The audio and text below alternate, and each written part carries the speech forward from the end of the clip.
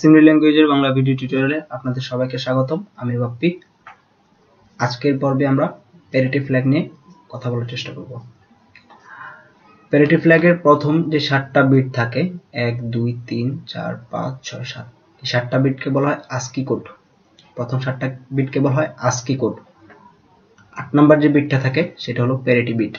এই 8 number bit দেখে নির্ধারণ করা হয় প্যারিটি ফ্ল্যাগ কত, 1 নাকি 0।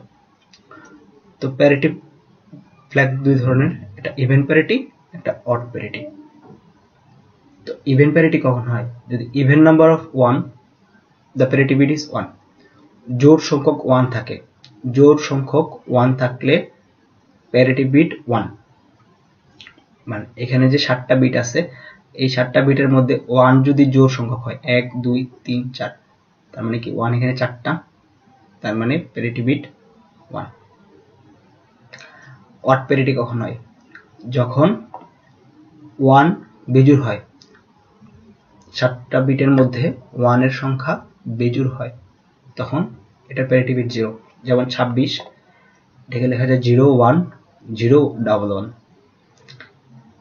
এখানে এক বিজোড় সংখ্যক 1 আছে, বেজোড় সংখ্যক 1 আছে, তো এটা প্যারিটি 0 হয়েছে, কারণ 1 এর নাম্বার বেজোড়।